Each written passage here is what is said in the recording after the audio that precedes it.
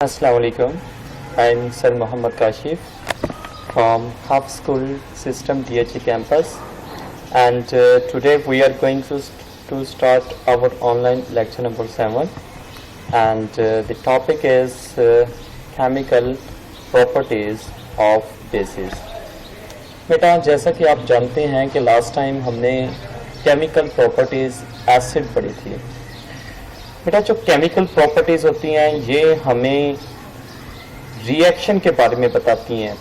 अगर हम यहाँ पे बेसिस की केमिकल प्रॉपर्टीज पढ़ रहे हैं तो इट मीन केमिकल प्रॉपर्टीज हमें क्या बताएगी, इसके बेसिस के रिएक्शन को बताएगी कि बेसिस किस तरह से दूसरे कंपाउंड्स के साथ रिएक्ट करते हैं। तो सबसे पहले बेटा reaction of base with acid, यानी कि बेसिस का एसिड्स के साथ रिएक्शन। लास्ट टाइम भी बेटा हमने ये प्रॉपर्टीज पढ़ चुके हैं जब हमने एसिड की केमिकल प्रॉपर्टीज पढ़ी थी और बेस के साथ रिएक्शन करवाया था। तो इस रिएक्शन को बेटा न्यूट्रलाइजेशन रिएक्शन भी कहते हैं। कैसे होता है बेटा, ये एक एसिड है HCl और ये एक बेस है NaOH। अब बेटा आपको पता है कि यहाँ से क्या होगा, ये जो बेस का फर्स्ट लिखा जाता है केमिकल फार्मूले में वो पॉजिटिव एलिमेंट होता है और यहाँ पे जो एसिड का दूसरा एलिमेंट होता है वो नेगेटिव होता है। क्योंकि आपने 9th क्लास में पढ़ा होगा कि जब भी केमिकल फार्मूला लिखते हैं तो पहले पॉजिटिव लिखा जाता है फिर नेगेटिव लिखा जाता है। तो यहाँ पे जो सोडियम पड़ा हुआ है वो पॉजिटिव है, यहाँ पे क्लोरीन क्या है, नेगेटिव है। तो पॉजिटिव नेगेटिव के साथ रिएक्शन करेगा तो क्या बन जाएगा, NaCl। NaCl एक क्या है, एक NaCl एक साल्ट है। अब देखिए बेटा यहाँ पे पॉजिटिव रह गया H, यहाँ पे नेगेटिव रह गया OH आयन।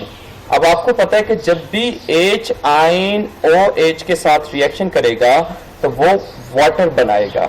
तो इस तरह बेटा हमने ये सीखा कि जब भी कोई भी एसिड कोई भी बेस, लाजमी नहीं है कि यहाँ पे HCl एसिड रहे NaOH बेस रहे, कुछ भी आप दूसरी बेस ले सकते हैं, कोई भी बेटा दूसरा एसिड ले सकते हैं। जब ये दोनों रिएक्ट करेंगे तो हमेशा बेटा एक तरफ साल्ट बनाएंगे और दूसरा ये वाटर बनाएंगे। अब लास्ट टाइम भी बेटा मैंने बताया था कि इस रिएक्शन को न्यूट्रलाइजेशन क्यों कहते हैं, क्योंकि जब एसिड और बेस आपस में रिएक्शन करते हैं तो वो एक दूसरे के असर को बिल्कुल खत्म कर देते हैं और उसकी जगह नमक और वाटर बना रहे होते हैं जो कि आपके लिए हार्मलेस होते हैं। और ये मैंने आपको बताया था कि आपके स्टोमक के अंदर एसिड होता है तो बाज़ का ऐसी चीजें आप खाते हैं जिसे आपके स्टोमक के अंदर उस एसिड की मिकदार एक लिमिट से बढ़ जाती है। तो ऐसे में आप बेस लेते हैं तो वो क्या होता है कि आपका एसिड और बेस रिएक्ट करके एसिड की मिकदार को खत्म कर देते हैं, कम कर देते हैं।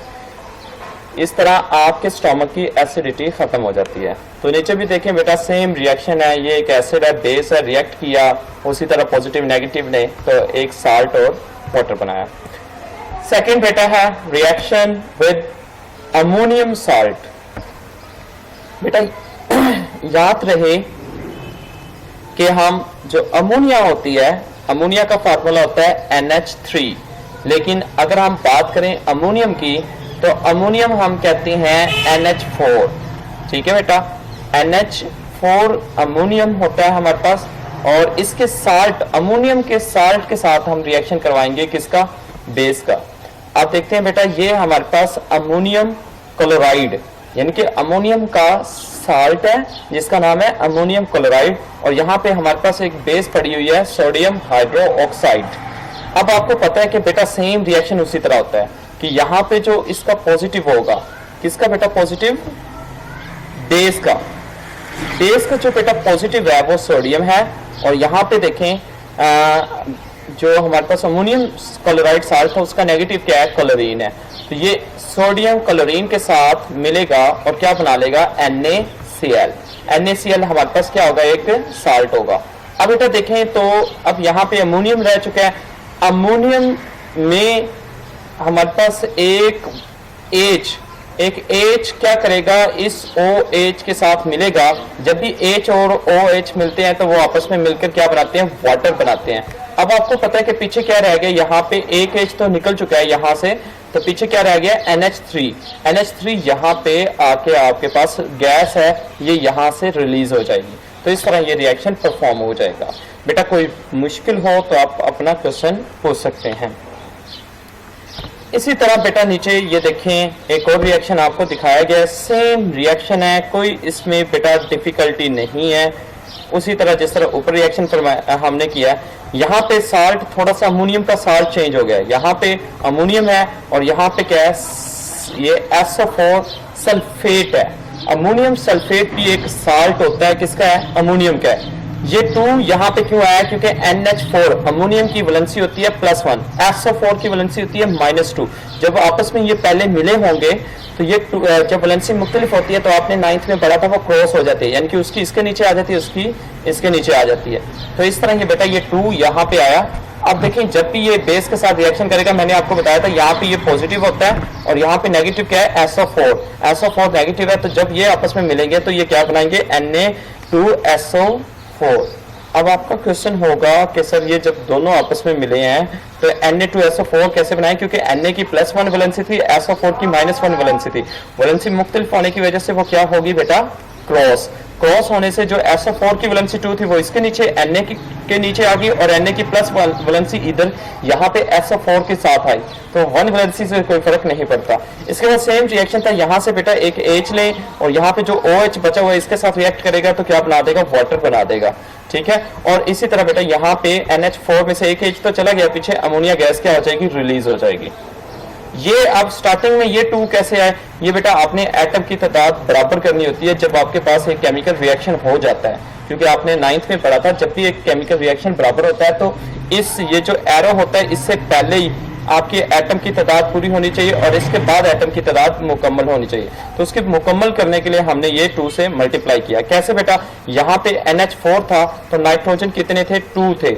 अगर इस साइड पे देखते हम, नाइट्रोजन 1 था बेटा, 2 करने के लिए 2 से मल्टीप्लाई करवा दिया। 2 से मल्टीप्लाई किया तो हाइड्रोजन की तादाद कितनी होगी, 2 3 6, और यहाँ पे ये 2 हाइड्रोजन मजीद पड़े हुए हैं, 6 और 2 8, यानी कि इस तरफ हाइड्रोजन की तादाद 8 थी, यहाँ पे हाइड्रोजन की तादाद क्या है, 4 2 8।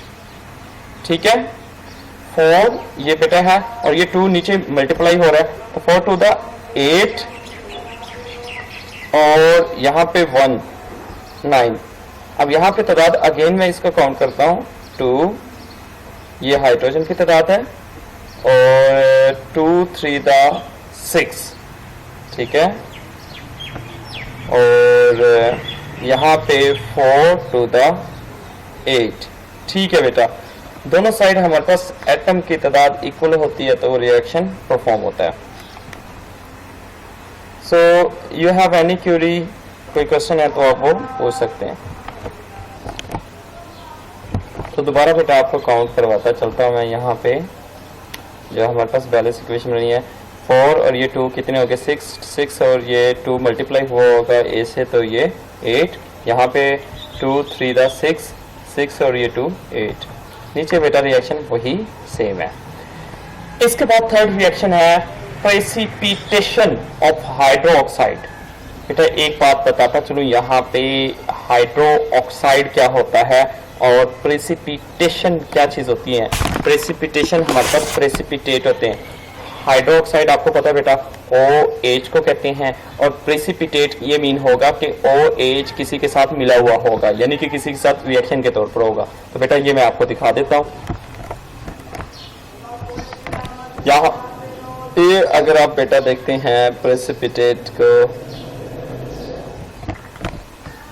बेटा इसमें देखें हमारे पास क्या है, CuSO4, ये हमारे पास है कॉपर सल्फेट। ये बेटा कॉपर सल्फेट एक साल्ट है और ये साल्ट हैवी मेटल का है। हैवी मेटल ये जो कॉपर है, आयरन है, जिंक है, लेड है, कैल्शियम है, इसको हैवी मेटल कहा जाता है। अब बेटा ये एक साल्ट किसका है, हैवी मेटल का है। हैवी मेटल का साल्ट जब बेस के साथ रिएक्शन करेगा तो वो प्रेसिपिटेट बनाएगा कॉपर हाइड्रो ऑक्साइड के, इसलिए हम इसको कहते हैं प्रेसिपिटेशन ऑफ हाइड्रो ऑक्साइड, क्योंकि इसमें हाइड्रो ऑक्साइड आ जाती है, OH आ जाता है, तो ये हमारे पास प्रेसिपिटेट बनेंगे। ठीक है, समझ आ रही है बेटा। और साथ क्या होगा, यहाँ पे Na रह गया, यहाँ पे SO4 रह गया, तो Na पॉजिटिव SO4 के साथ रिएक्शन करेगा तो क्या बनेगा, Na2SO4। बेटा लास्ट टाइम भी बता चुका हूं, SO4 की वैलेंसी -2 क्रॉस मल्टीप्लीकेशन होकर यहाँ पे आ जाती है, इसलिए इसको पढ़ते हैं Na2SO4। ये भी बेटा एक साल्ट होता है और ये हमारे पास कॉपर हाइड्रोक्साइड के प्रेसिपिटेट होते हैं और इनका एक कोई मखसूस कलर होता है। और ये बेटा आपको याद करना पड़ेगा कि हमारे पास कॉपर हाइड्रोक्साइड का जो प्रेसिपिटेट होगा उसका कलर ब्लू होगा।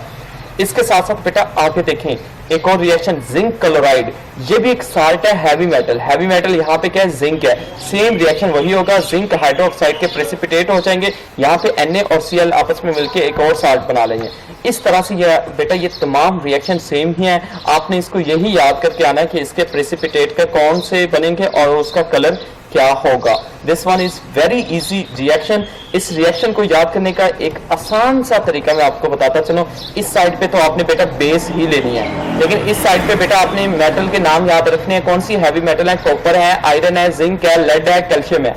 आपने इनको आगे पीछे करके भी लिख सकते हैं, यानी कि पहले जिंक को लिखना चाहिए। इट्स अप टू यू बेटा, लाजमी नहीं कि इसी तरतीब से, लेकिन आपको पता होना चाहिए कि ये हैवी मेटल है तो इनके साथ हमने कोई भी साल्ट वाला लेते जाना, यानी कि कॉपर के साथ जो साल्ट बनता है वो कॉपर सल्फेट होता है। ये जिंक जो साल्ट बनाता है ये जिंक क्लोराइड वाला बनाता है, ये फेरस क्लोराइड वाला बनाता है। ये लेड है, पीबी लेड को कहते हैं बेटा। लेड एक मेटल है, हैवी मेटल है। ये नाइट्रेट पीबी जो लेड नाइट्रेट होता है वो बना रहा होता है बेटा। ये रिएक्शन जो होंगे वो सेम और एक ही तरह के होंगे।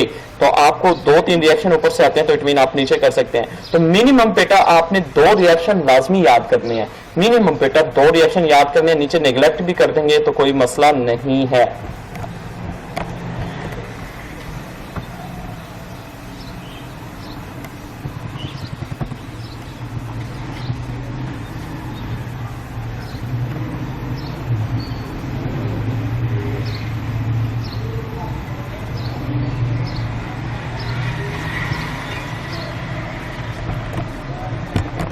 नेक्स्ट बेटा टॉपिक है यूजेस ऑफ बेसिस। ये बेटा ऐसे short question uses of acid पूछे जाते हैं, यूजेस ऑफ बेस पूछे जाते हैं, तो that is why it's very important. और एमसीक्यूज में भी आ जाता है कि सोडियम और कोई भी बेस का नाम नीचे लिया जा सकता है और पूछा जा सकता है ये किस पर्पस के लिए इस्तेमाल की जाती है। नीचे ऑप्शन हो सकते हैं। सोडियम हाइड्रोक्साइड जिसको हम NaOH कहते हैं वो यूज किया जाता है सोप यानी कि साबुन बनाने के लिए। जो आपका साबुन होता है वो ये सोडियम हाइड्रोक्साइड बेस का बन रहा होता है। इसके बाद बेटा देखें कैल्शियम हाइड्रोक्साइड CaOH2, ये बेटा ये किस लिए बनाए जाते हैं, ये ब्लीचिंग पाउडर। ये जो ब्लीचिंग पाउडर घर में यूज किया जाता है कपड़ों को साफ करने के लिए, ये हमारे पास कैल्शियम हाइड्रोक्साइड का बनाया जाता है, ये बेस का बनाया जाता है। इसके अलावा वाटर की हार्डनेस को खत्म करने के लिए, सॉफ्टनेस ऑफ हार्ड वाटर, यानी कि हार्ड वाटर वो होता है कि जिसमें पोल्यूटेंट शामिल होते हैं, उसको सॉफ्ट बनाने के लिए भी ये यूज किया जाता है। और इसी तरह बेटा neutralising acidic soil and lakes, यानी कि ऐसी कुछ जमीनें होती हैं जिसमें तेजाब होता है जिसकी वजह से वहां पे फसल नहीं हो पा रही होती, तो वहां पे अगर हम कैल्शियम हाइड्रोक्साइड की वो खाद वगैरह यूज करेंगे, फर्टिलाइजिंग या कुछ भी प्रोसेस यूज करेंगे, तो उससे उस जमीन की जो एसिडिक होगी वो खत्म हो जाएगी और वो जमीन एक न्यूट्रल बन जाएगी जिसकी वजह से आपकी फसलें होना स्टार्ट हो जाएंगी। अब नेक्स्ट देखिए बेटा, potassium hydroxide is use in alkaline batteries. ये जो घरों में बैटरीज यूज की जाती है बड़ी बड़ी सोलर सिस्टम के साथ, या आप जो घर में वैसे यूज कर रहे होते हैं बड़ी जो बैटरी होती है उसमें भी बेटा पोटेशियम हाइड्रोक्साइड यूज की जाती है। इसके बाद बेटा magnesium hydroxide is use as a neutralise acidity. बेटा लास्ट टाइम भी मैंने बताया था कि जब आपके तेजाब में स्टोमक में तेजाबियत हो जाती है, एसिडिटी बढ़ जाती है, तो उस चीज को खत्म करने के लिए हम मैग्नीशियम हाइड्रोक्साइड का सिरप मिल जाता है आसानी से, हम इसको पी लेते हैं। तो आपको पता है कि ये बेस है, ये अंदर एसिड के साथ रिएक्शन करेगी जिसको हम न्यूट्रलाइजेशन कहेंगे, और ये बेस और एसिड एक दूसरे से रिएक्शन करके एक दूसरे के असर को खत्म करेंगे और उसके साथ वाटर और साल्ट बनाएंगे जो हमारे लिए हार्मलेस होगा। इसके अलावा ये बेटा बी स्टिंग, शहद की मक्खी या इस तरह की कोई भी ले लें जिसका डंग आपको लगता है, तो वहां पे भी इस्तेमाल की जाती है उसके इलाज करने के लिए, क्योंकि उसकी बी का जो स्टिंग होता है, डंग जब वो लगाती है तो उसमें एसिड होता है। जब आप ऊपर ये बेस लगाएंगे तो वो एसिड और बेस आपस में रिएक्ट करके न्यूट्रलाइजेशन करेंगे और आपको डंग के जो तकलीफ होती है, दर्द होता है, उससे आराम आ जाएगा। इसके बाद बेटा aluminium hydroxide use foaming agent, यानी कि ये फायर जो होते हैं एक्सटिंग्विशर्स होते हैं वहाँ पे ये एल्यूमिनियम हाइड्रोक्साइड यूज़ की जाती है। नीचे ammonium hydroxide is used to remove grease stains, यानी कि ये जो दाग वगैरह लग जाते हैं कपड़ों के ऊपर, उसको रिमूव करने के लिए, उसको वहां से खत्म करने के लिए हम अमोनियम हाइड्रोक्साइड इस्तेमाल कर रहे होते हैं। फिर एक नेक्स्ट एक न्यू क्वेश्चन आ जाता है, और इस क्वेश्चन थोड़ा सा लॉजिकल भी है, ये थ्योरी बेस ज़्यादा नहीं है बेटा, और होप्स हो कि आप इसको अच्छे तरीके से अंडरस्टैंड करेंगे। तो next the topic is pH scale. PH scale होता क्या है, सबसे पहले देखें। पीएच स्केल हमें बताता है कंसंट्रेशन, कंसंट्रेशन में मिकदार, किसकी मिकदार बेटा, हाइड्रोजन आयन की मिकदार बताता है। और ये हाइड्रोजन आयन की मिकदार किस में बता रहा होता है, प्योर वाटर में, यानी कि आपके पास एक वाटर है H2O। अब इसमें आपको पता है कि ये जो वाटर होता है ये 2 आयन से मिलकर बना है। वो कौन से आयन है, एक H पॉजिटिव आयन होता है और दूसरा हमारे पास क्या होता है, OH नेगेटिव आयन होता है। तो जब भी हमारे पास OH पॉजिटिव आयन और OH नेगेटिव आयन आपस में मिलते हैं तो वो हमारे पास वाटर बनाते हैं। तो इट मीन वाटर के अंदर 2 टाइप के आयन होते हैं हमारे पास। तो अब ये जो हमारे पास पीएच स्केल है, बेसिकली ये बनाया गया है on the base of hydrogen positive ion, कि ये जो वाटर है ये जो कि दोनों आयन से मिलकर बना हुआ है, तो इस वाटर के अंदर हाइड्रोजन जो पॉजिटिव आयन है उसकी कितनी मिकदार होगी, इससे पीएच स्केल बनाया गया था। तो हम इसको मैयर भी करना यहाँ पे सीखेंगे। अब आपको पता है कि बेटा water is a poor electrolyte है, एक होते हैं स्ट्रॉन्ग और एक होते हैं पुअर, वीक जिसको आप कहते हैं। वीक इलेक्ट्रोलाइट वो होते हैं जो आयोनाइज बहुत स्लोली होते हैं। तो वाटर जो आयोनाइज होता है ये बहुत स्लोली होता है, इसलिए इसको वीक इलेक्ट्रोलाइट कहते हैं। आपने ये पढ़ा होगा चैप्टर नंबर 7 के अंदर, weak electrolyte and strong electrolyte.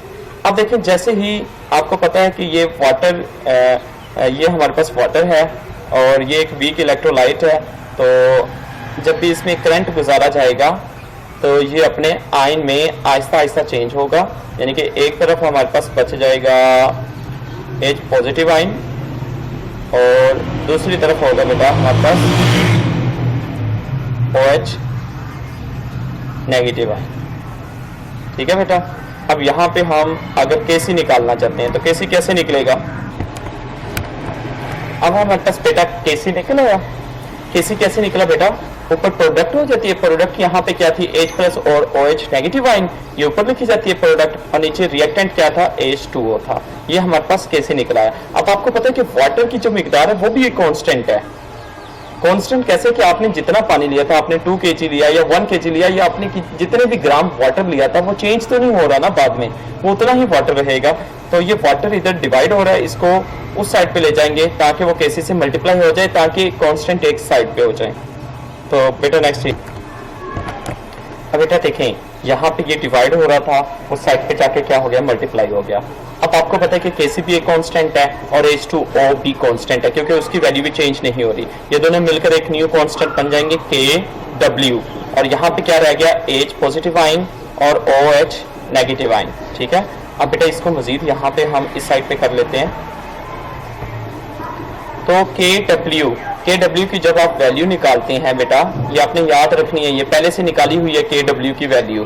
तो ये हमारे पास आती है 1, ठीक है, इंटू 10 की पावर -14।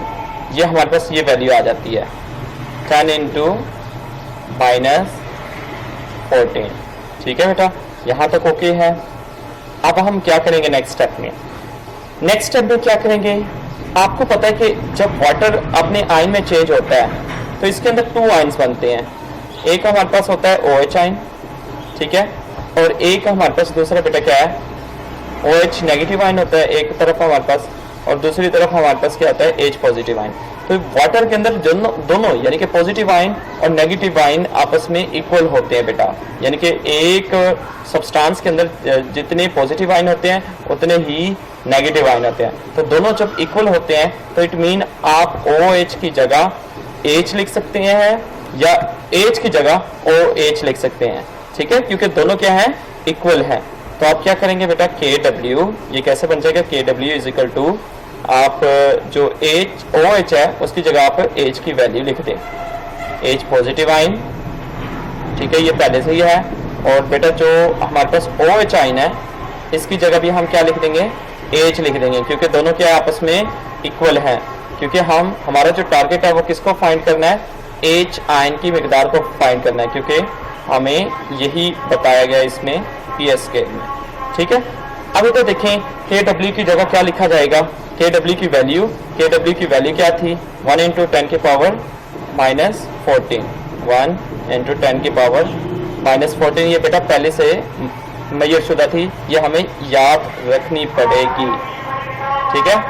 इज इक्वल टू बेटा यहाँ पे H से साथ मल्टीप्लाई होगा तो क्या हो जाएगा, H का स्केयर आ जाएगा, ठीक है।